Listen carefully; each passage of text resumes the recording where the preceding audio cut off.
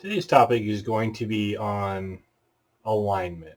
I think this is sort of relevant. We used to play D&D, Dungeons and Dragons, when I was younger, and it's a fantasy role-playing game. Role-playing, like you roll dice, but also you play the role of the character in the game, and whatnot. And I'd still play role-playing games with my son, even because it's a good outlet for your creativity and so forth. I thought this was really kind of relevant today, though, the alignment. And I'll let you go ahead and read this right here. Let me make sure everything's. Let's do that. You get 9 alignments, other than like a creature alignment. But 9, if you're rolling a character, uh, these are your 9 alignments: lawful good, neutral good, chaotic good, lawful neutral, true neutral, chaotic neutral, lawful evil, neutral evil, chaotic evil. And there's this little pictogram, a meme used for that. Now, I would say most people generally go between in the neutrals, generally speaking. Maybe not most. When I say most, I'm talking like 50.1% of people. And then you've got a very few, less than 1% of people that are lawful good. And, with chaotic evil, you probably have more than, a couple percent of people that are chaotic evil. And only because it seems to be more fun. So let's kind of go over this a little bit. Now, I'm not going to read all of this and some of this stuff.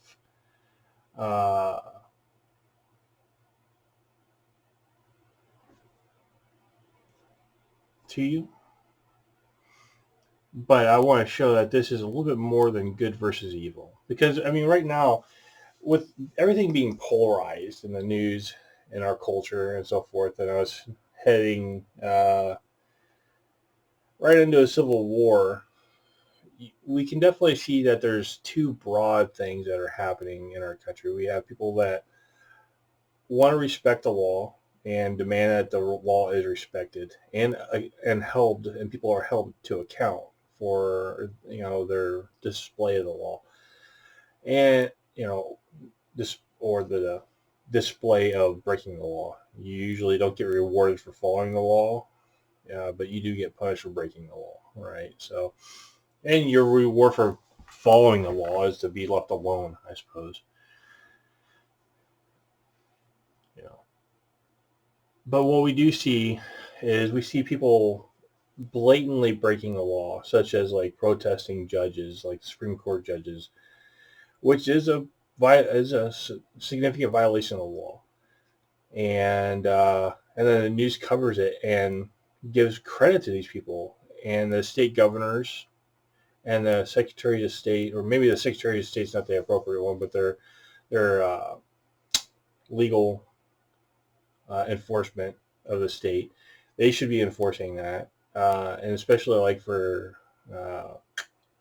federal judges. Why isn't federal agencies also getting involved? But they're not, because we have a lot of leadership in this country that is moving into the chaotic evil. And I'm going to use these terms in a D&D, so you understand what I'm talking about. I'm not just saying, oh, they're evil. I'm using it as a Dungeons and Dragons alignment, right? What we see here also is like law versus chaos.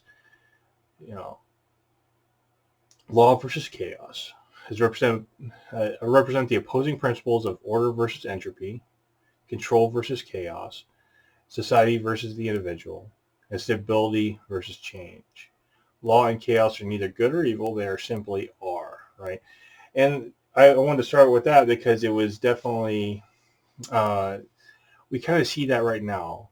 Order being the law, being the rules that we have previously agreed on, that these are things that we don't do for, either safety purposes or protecting the weak or for whatever.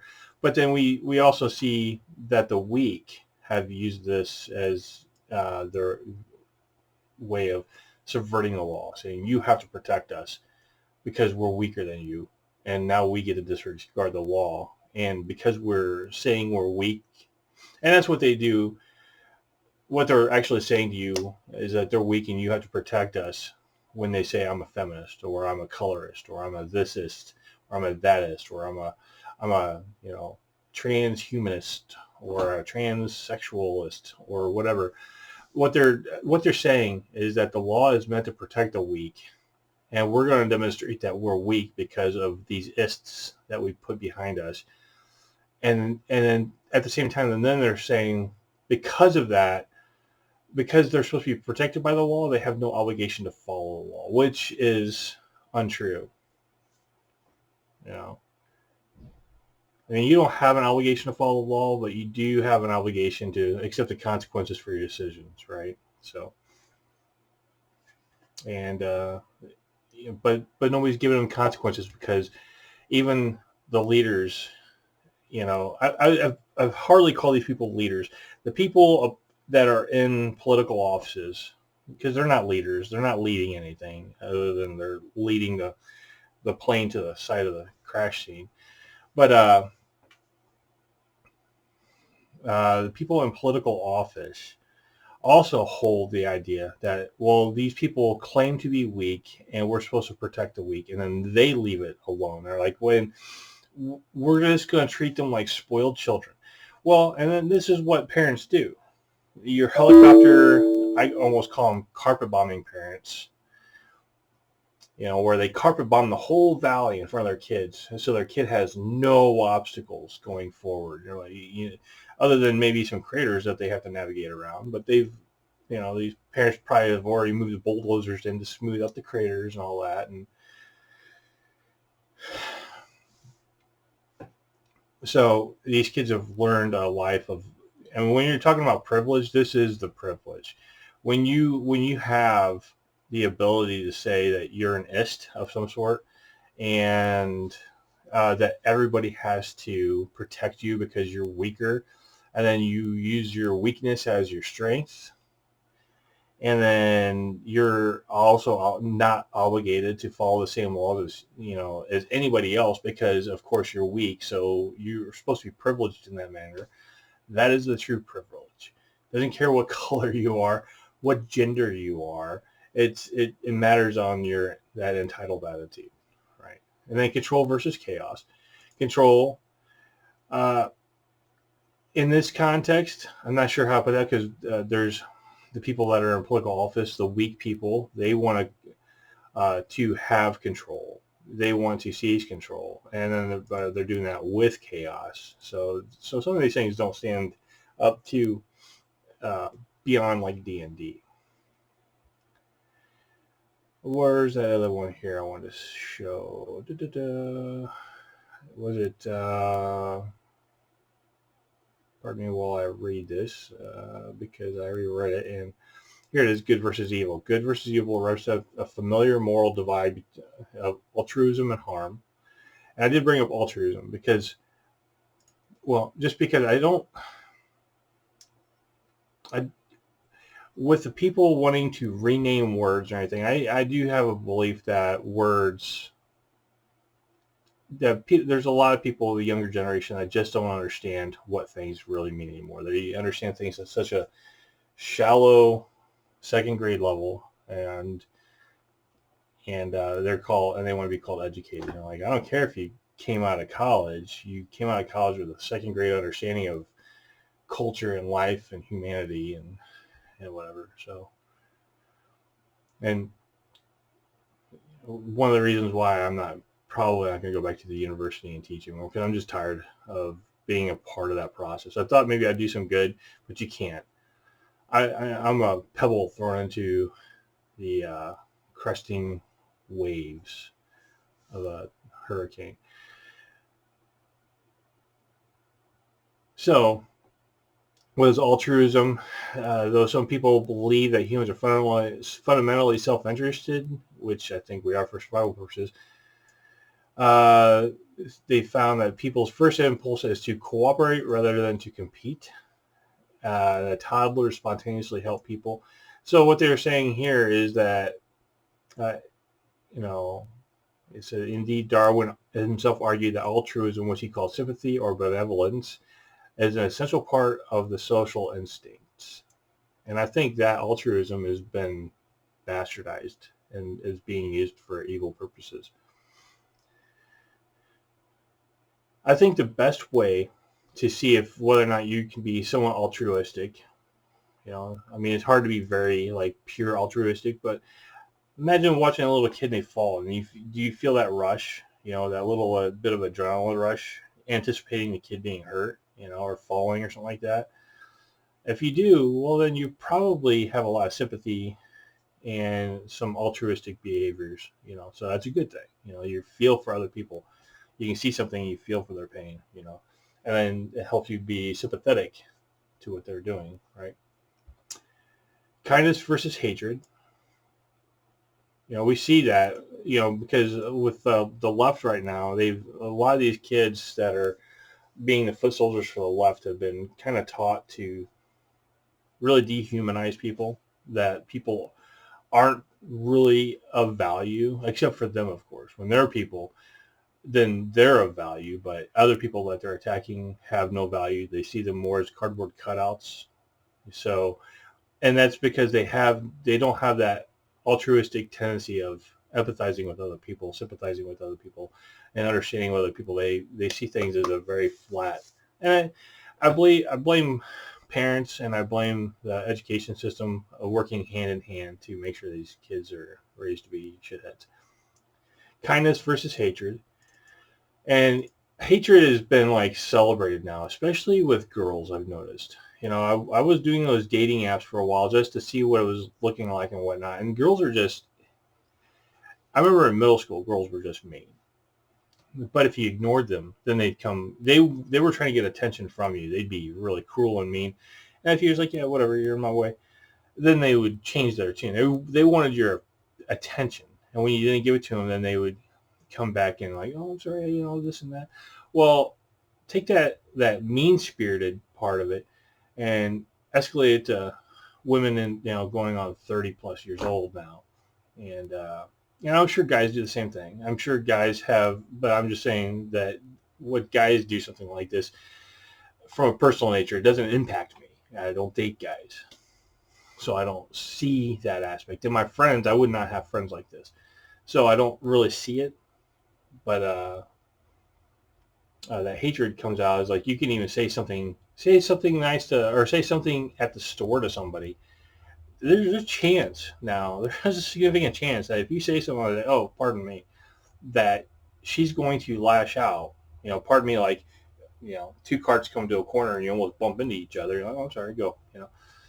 That she's going to say something mean to you. And why? What purpose is she solving? Or what problem is she solving? She's not solving a problem. The problem was like the intersection problem. Who goes first? And it's like whoever yields right away. And there's a lot less kindness. And kindness could just be minding your own business and not butting into other people's business. And then mercy versus malevolence. Malevolence is the opposite of benevolence, right? And being benevolent is part of that being altruistic part, right? So, and I would say mercy is also being altruistic. All right, so let's go into this. Lawful good. A lawful good character is a protector. The iconic example is a paladin. Paladins are, in D&D terms, a holy knight who protects the weak and destroys evil, right? And we're talking about evil in the context of this. There's predefined things that are evil in the game, so the paladin will be obligated to do something about that. Neutral good. Neutral good character believes in altruism over everything else.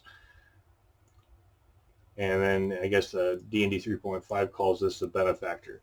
So believes in altruism over all other else. So it means treat other people, very well, regardless of the situation. Chaotic good. Characters believe that freedom is of the highest virtue. The example is Robin Hood, who rebels against authority as a way of protecting the poor from poverty and suffering. Now, I'd say chaotic good. I'd say there's, you know, very, very few lawful good people in real life. One in a million, maybe. You know, because that would be a hard life to live. To be honest with you, I mean, even priests can't follow this. Uh, many priests, anyways, I should say. Neutral good. I think there's quite a few people that can be this way. I also kind of think it's almost like an uneducated way of looking at life, though, because it opens yourself up to being taken advantage of, right? So these are kind of the ignorant but nice people. Chaotic good. Uh, Believes in freedom is the highest virtue, right? So I would say we're starting to move into like what we're calling the right.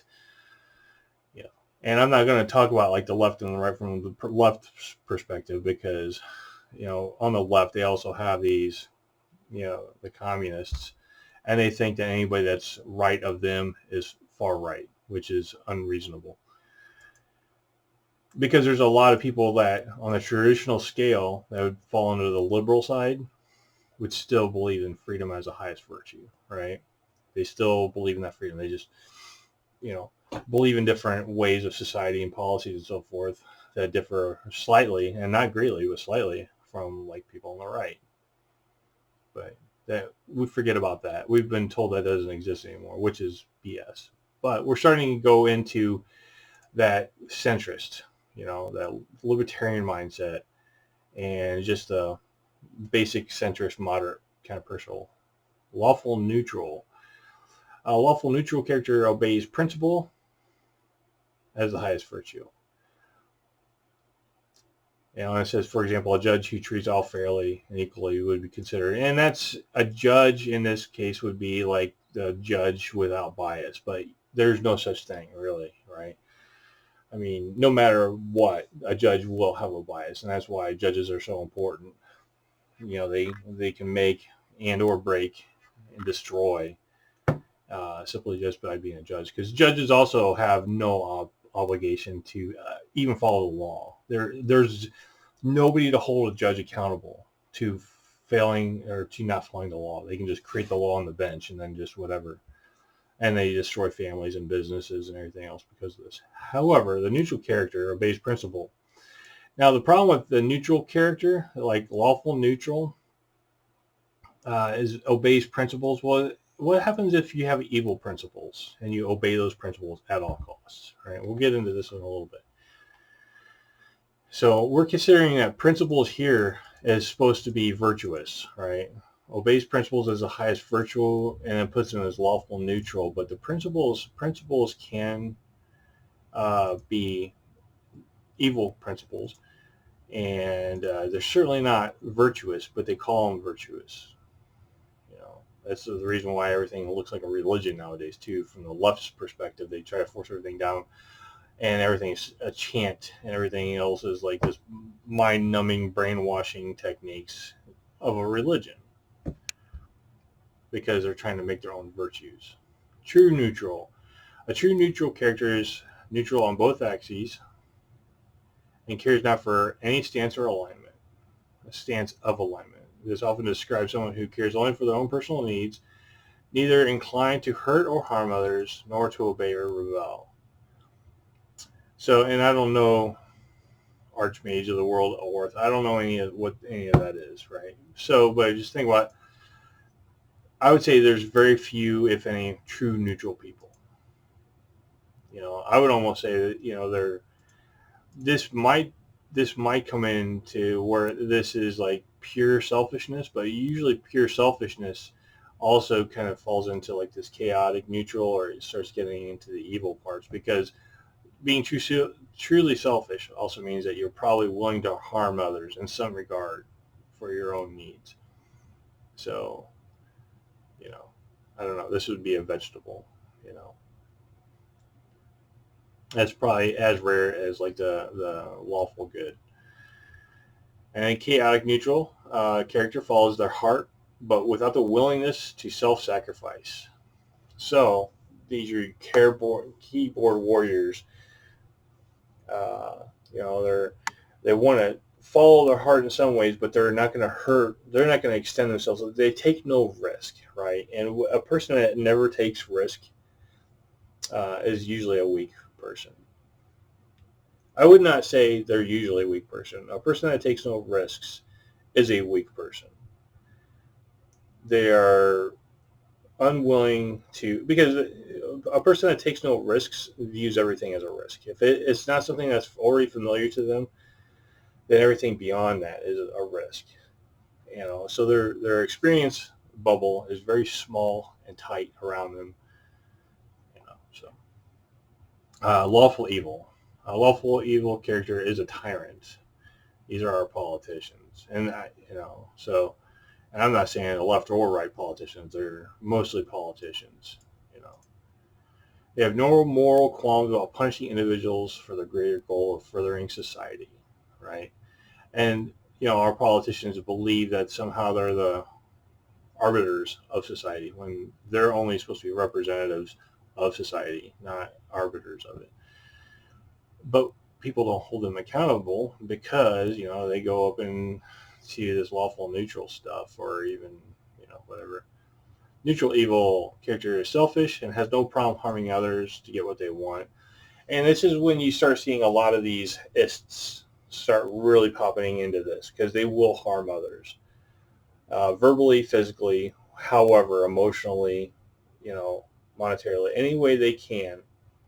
They will harm others because they feel like they're owed, because they put a label on themselves, and because they dictate that, because society is supposed to protect the weak, they're saying that they're weak, and therefore they lash out at you.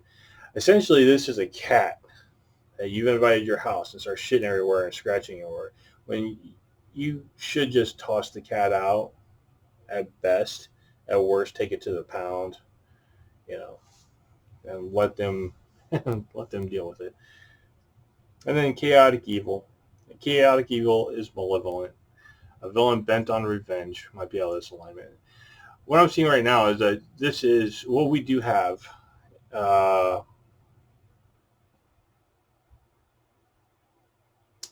in society, in our society right now, going on, like Western society, is a battle of good and evil. And unfortunately, evil is really portrayed well. The news carries the stories of the evil. Uh, the schools brainwash the kids in believing that evil is the way to be. Religion is demonized. And religion, the church has always been kind of liberal on the left, and now they're stuck between being on the left and then having leftists attack the church, because, of course, the church is also saying, hey, we should also be good to each other. And that's not the way the leftists look at things. They don't believe in being good to each other. They believe in destruction and separation of everybody.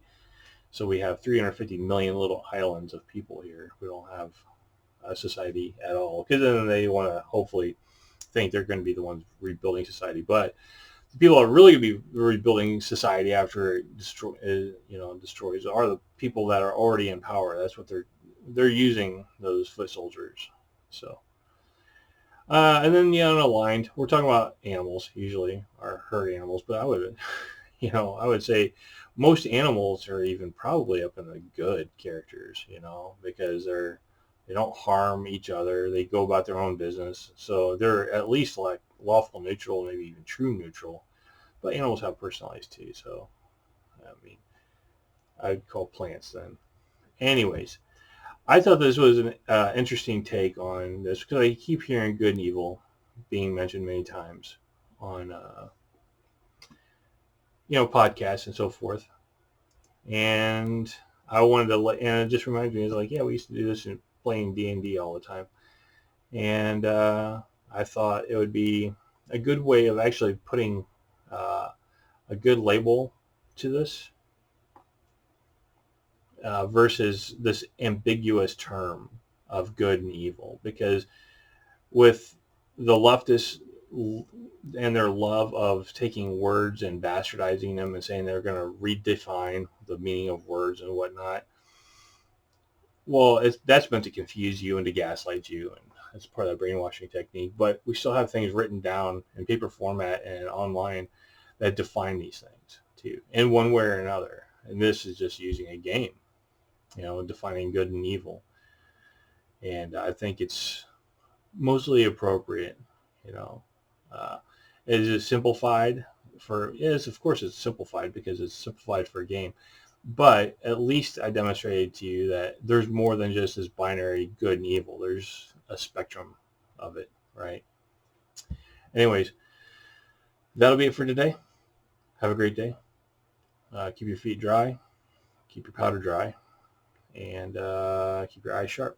Have a great day. I'll talk to you next time.